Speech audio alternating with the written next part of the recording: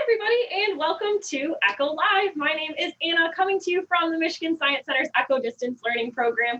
Today, we are doing a program that I'd like to call Science Unleashed, the science behind cats and dogs. Now, Keyboard, our fun little volunteer here, is finally getting to make her long-awaited debut here on Echo Live. She is here to help us learn about the science behind cats and dogs. Now, some of you have requested a dog science episode, and so I thought a lot about it, and I just could not imagine doing an episode about pets without mentioning some cat science as well. So we're going to talk both about the science of cats and dogs on today's show. I've got some fun experiments and demonstrations, some fun facts about cats and dogs to share with you. But I'd love if you guys were interacting with me throughout the program in the chat feature. So if you haven't done so already, you can go ahead and introduce yourself in the chat feature. If you've already introduced yourself in the chat feature, whichever program you are tuning in on, you can also tell me, do you consider yourself to be a cat person or a dog person? I know a lot of people have a preference. A lot of people will say either, oh, I'm certainly a cat person or I'm certainly a dog person. If maybe you're neither of those things, that's okay too. Maybe tell me, are you a bird person or perhaps a Madagascar hissing cockroach person? So tell me what you think in the chat. I would have a hard time picking because although I would definitely consider myself to be a cat person, I do love dogs too. And so I'm very, very lucky to know a lot of really cool pets and animals and to be able to talk about them with you guys all here today. So the first thing we need to talk about when we're talking about pets is what exactly is a pet, right? So normally we consider a pet something that is domesticated. And so we have domesticated cats and dogs, but we actually started keeping dogs and cats as pets at very, very different times in human history. Now, Keyboard loves Q-tips, let me tell you. So we're gonna try to keep her away from the Q-tips for now because they are by far her favorite inanimate objects. So let me go ahead, maybe if I hide them from her, she won't be so distracted. But let's talk about the history. When exactly did we start keeping dogs and cats as pets? Now, we date dog domestication way back to somewhere between 18,000 and 30,000 years ago. So tens of thousands of years ago, we can find evidence that humans and dogs live together in society. Now, when we say that dogs are domesticated, we need to understand what exactly that means. Domesticated usually refers to we have tamed an animal or a species through breeding. Breeding is reproducing that species of animals so that we get particular traits or particular behaviors out of them. Now, you might be pretty familiar that as well as making good pets, dogs can also do jobs for us too, right? There are sheep or cattle dogs. We have avalanche dogs. There are sniffing dogs that help us to find missing people or other things that humans are looking for. And so dogs were domesticated a really, really long time ago. We can date it back to its earliest, to the earliest time we're able to find it is usually back in ancient Greece and ancient Rome. But what about cats, right? Cats is a bit trickier of a question. Now, I put TBD because there is a large debate, not only about when cats were introduced into human society, but also about are they truly domesticated? Now, we can find the earliest traits of a cat burial, so where humans actually buried a cat. That grave is over 9,000 years old, and it was found in Cyprus, but it's not very common. We start to see cats popping up more commonly somewhere between 4,000 and 5,000 years ago, back in ancient Egypt and China. Now, the process is pretty interesting when it came to cats, because cats are not like dogs. We don't normally train cats to do jobs for us, but cats can be helpful to society. So in one of those ancient communities where we found cats living in human society, actually this example was found in China, they actually found mummified remains of both humans, cats, and rodents of the time. By looking at their digestive tracts, they found out that all of those creatures, or all three of those species, human, cats, and rats, all of them had grain in their diet, which is kind of interesting. What scientists were able to kind of figure out based on those mummified remains is that humans were harvesting grain for food, just like we do now.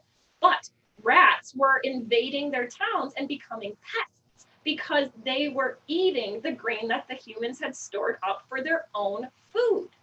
Now, cats came in and started to eat the rats. And what scientists have kind of deducted from the different kind of skeletal and mummified remains is that humans allowed cats into society because cats took care of the rodent problem for them.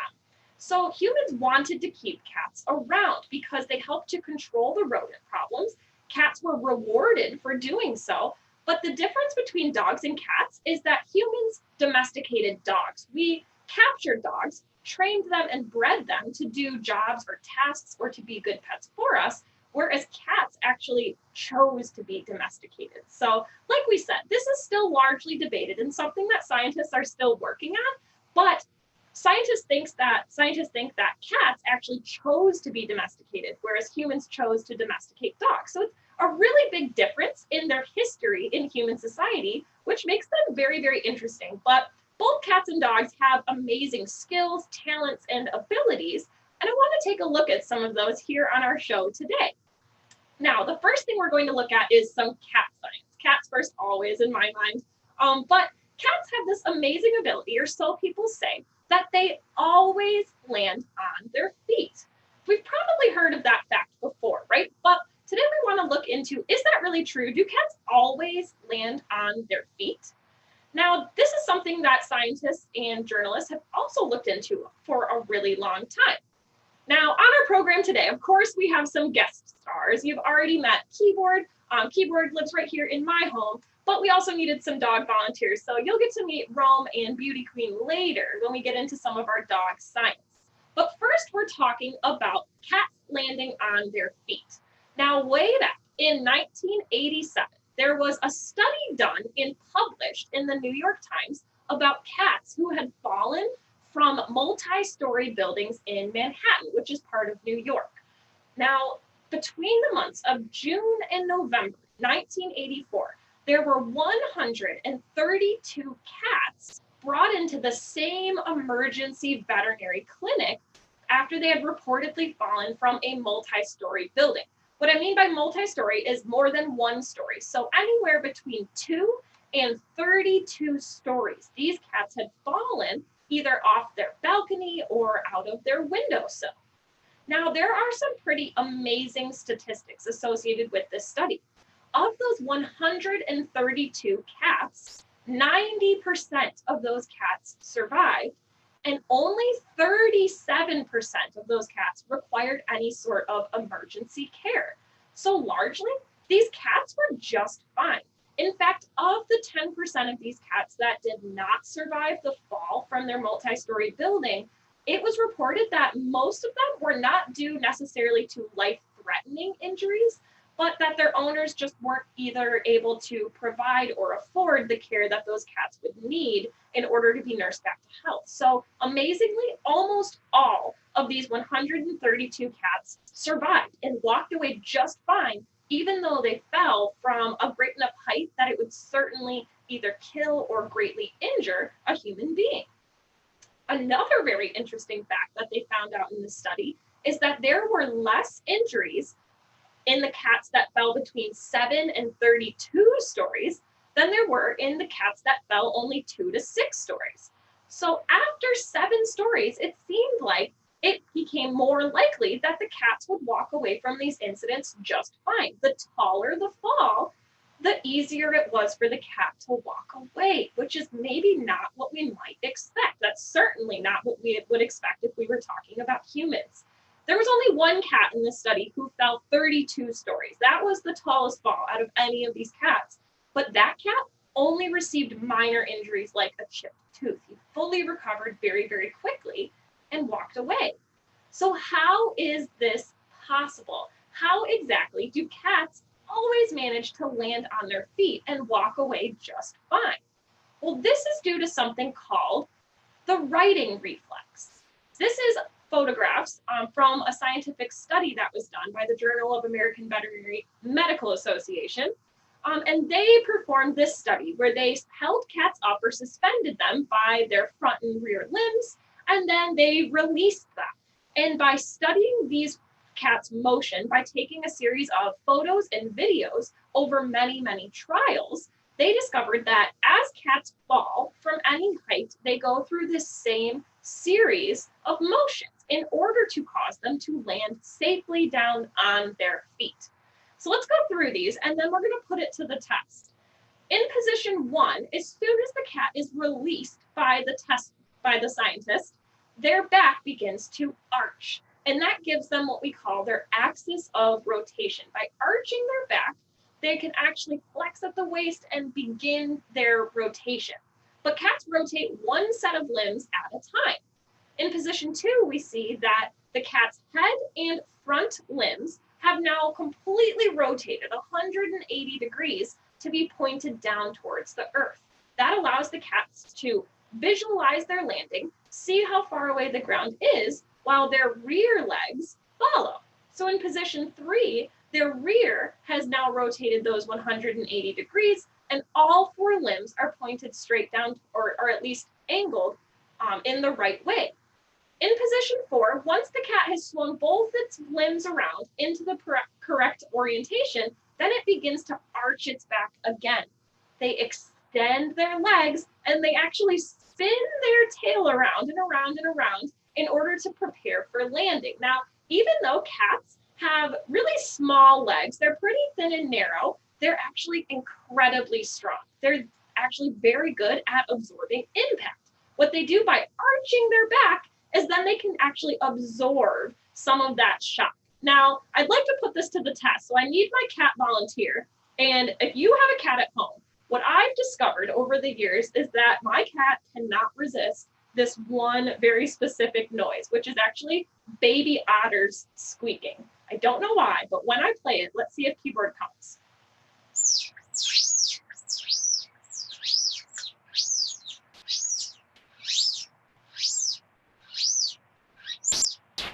Come here.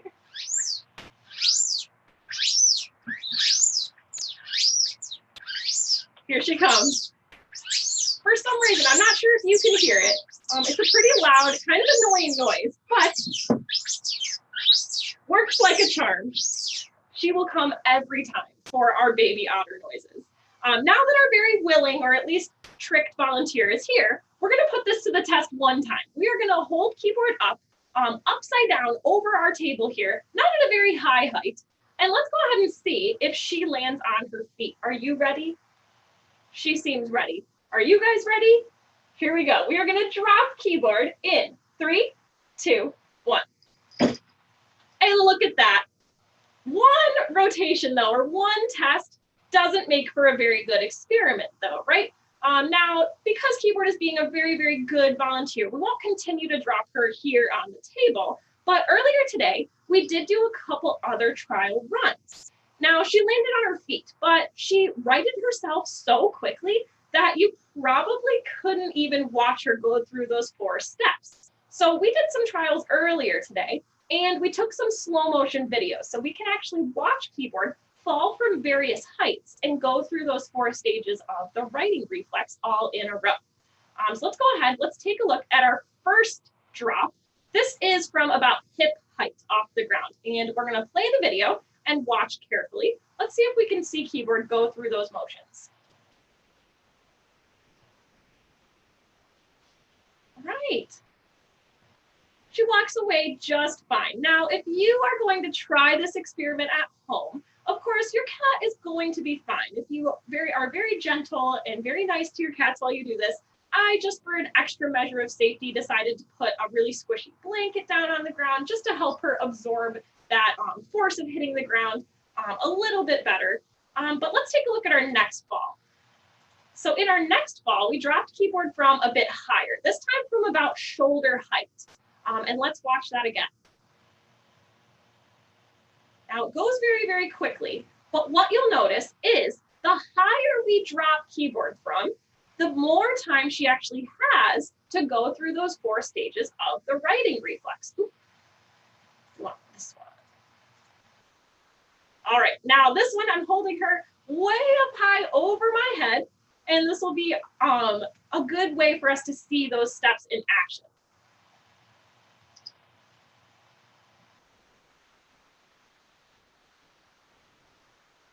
The higher the fall, just like in that study, the easier it is for Keyboard to land on her feet. She has more time to go through those steps one by one because she is thinking about them. Although it is a reflex, her brain is calculating the amount of time she has to go through all 4 steps before her feet touch the ground.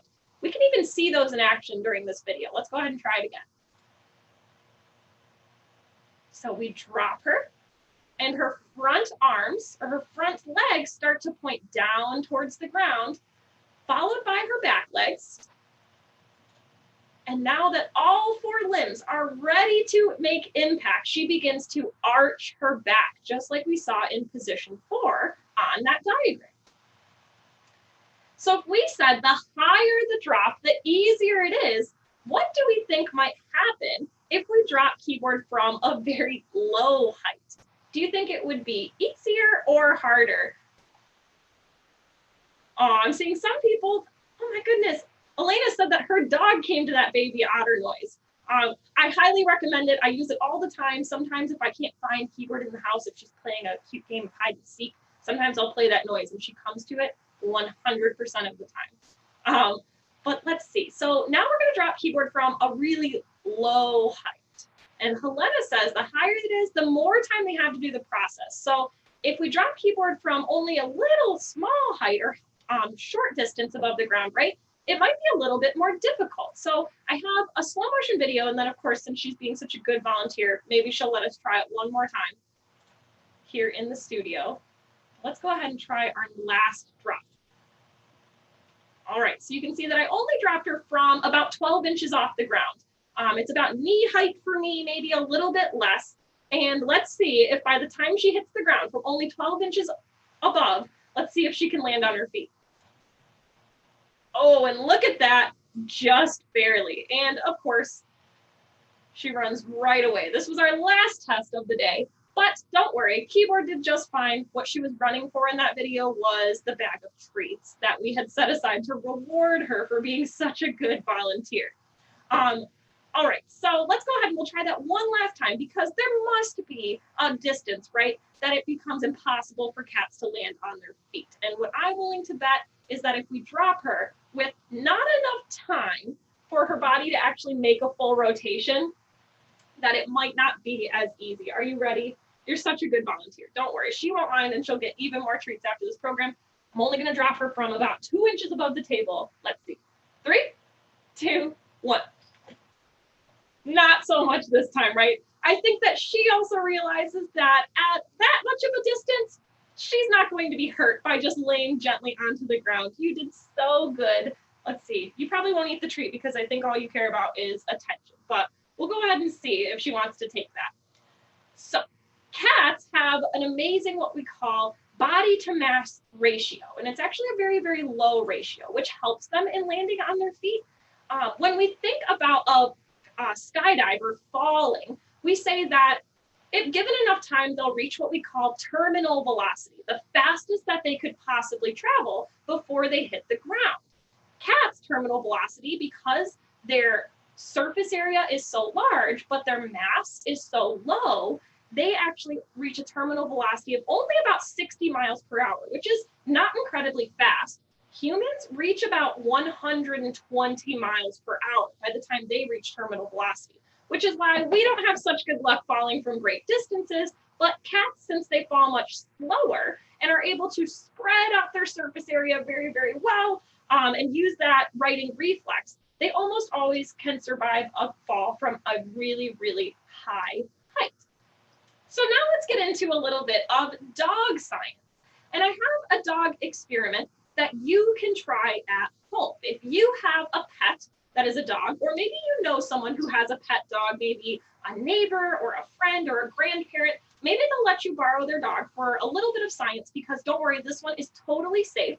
All you need is some blue painter's tape, A bag of training treats. Now, these are cat treats, but if you're working with a dog, they sell training treats, which are usually less than 3 calories each, so you can give the dog a lot of them before you have to worry about overfeeding them. And then a lab notebook. The lab notebook is just a way for you to record some data during this experiment. Now, what we're interested in finding out during this experiment is your dog left or right-handed? Now, people can definitely have a preference between their left or right hand. And scientists have actually discovered that dogs do too. Dogs will either favor the use of their left paw or their right paw when they're trying to accomplish tasks. Now, for this one, I needed another volunteer, but we also have to do a little bit of research because in any true experiment, right, we are talking about the scientific method.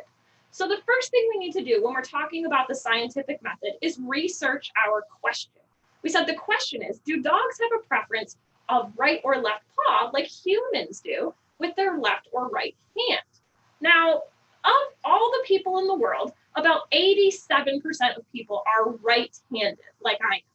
About 12% of people are left-handed, and less than 1% of people are what we consider ambidextrous, where they don't have a preference and they can do both tasks equally well with either their left or their right hand. It's incredibly rare to be able to be completely efficient with both hands because most people, as we see in this diagram, have a preference for either their right or left hand.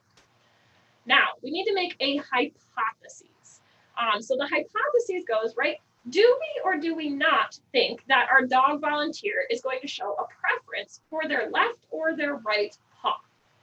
In this experiment, we are going to be testing Beauty Clean, the dog that I showed you in our volunteer slide. What do you guys think? I'd love to know your hypothesis. Do you think that Beauty will show a preference for her left or her right paw when we set up our experiment? The experiment is we are going to take a small piece of painter's tape, roll it into a ball, stick it to Beauty's nose, and then record which paw does she use to get the tape off her face. It's completely harmless. As long as your dog doesn't eat the tape, you can repeat this many, many times to get good data because recording one response isn't a good experiment. You want to repeat this as many times as possible to collect as much data as you can so that you can draw a conclusion from your results. So tell me what you think. We are going to stick the tape to Beauty's nose.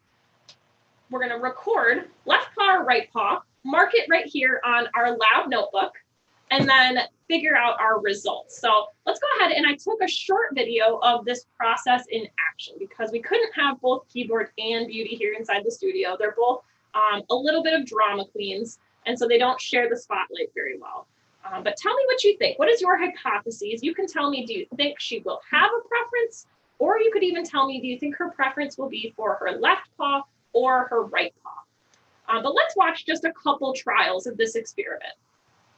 We have Beauty. We tell her to sit and stick the piece of tape to her nose. Let's see, we have better luck with our second piece here. Once the tape is on there, she tries to get it off with one of her paws, and we just mark that down on our lab notebook. Now, just like with Keyboard, your pets will be pretty willing to participate in these experiments as long as you reward them for doing so. So following a few of these trials, so usually I had her try to remove the tape about 3 or 4 times, and then I gave her a treat as a reward for participating in our study. It was a good way to keep her engaged. The treats are really low calorie, and so I could give her a lot of them over the course of our day where we were trying this experiment over and over and over again.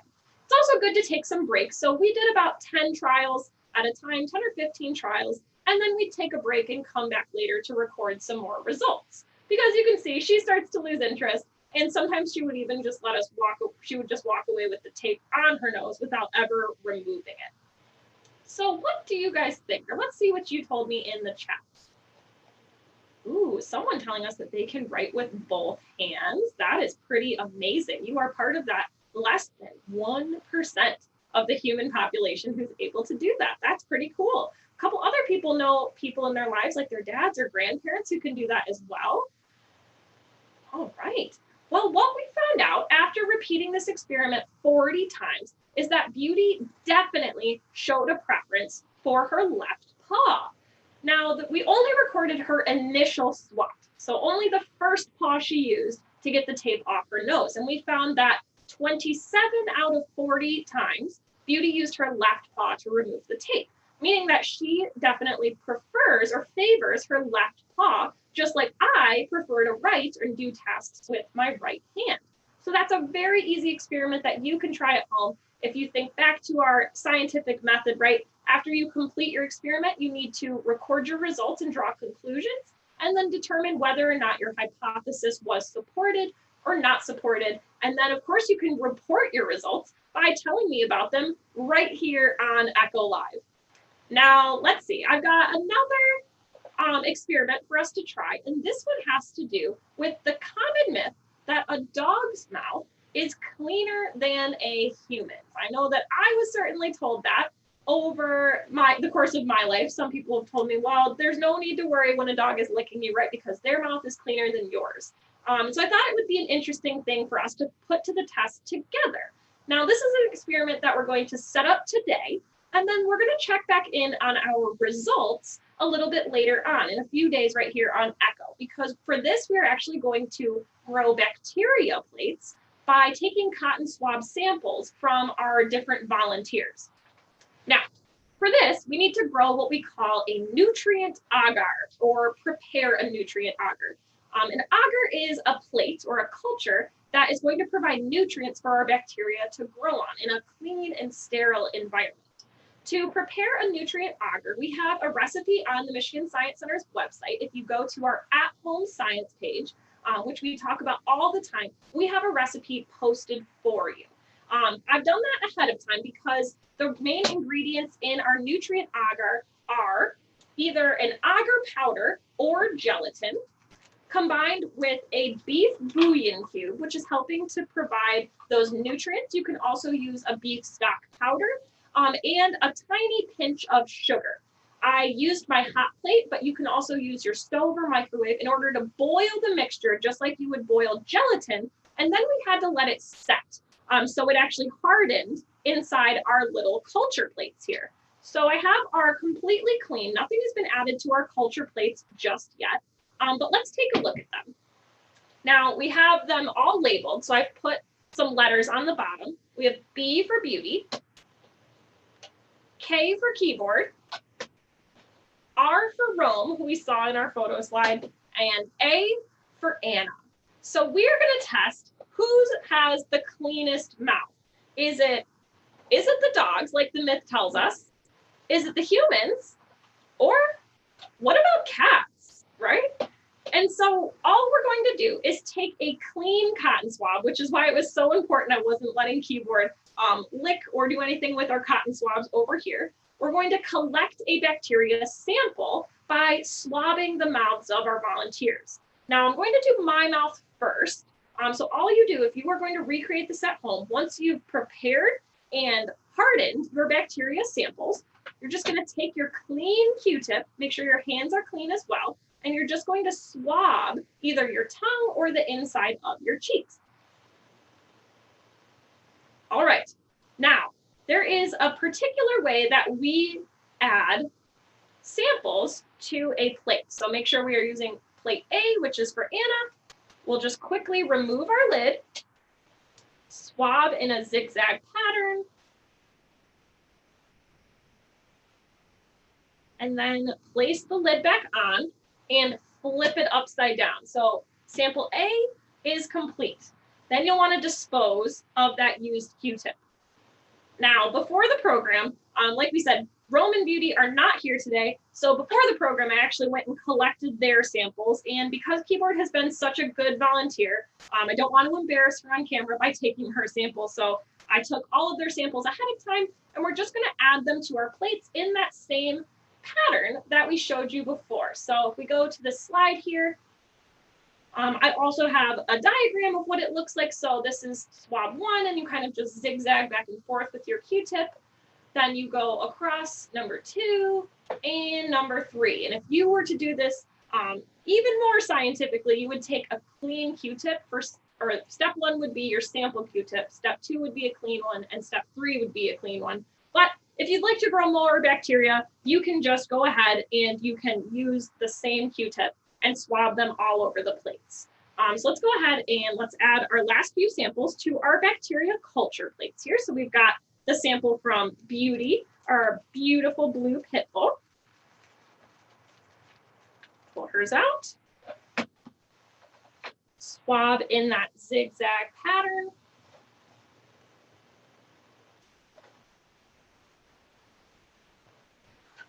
Now, if you're wondering where you can get some of these materials, gelatin can be easily purchased at your grocery store, but agar powder is a little bit different. Agar powder you can get at most health food stores. It's actually a gelatin alternative. It's made of plants, and it actually will harden much faster. So if you were to use gelatin for your recipe, it'll probably take you a couple hours in the refrigerator to have your samples completely harden or have your plates completely harden.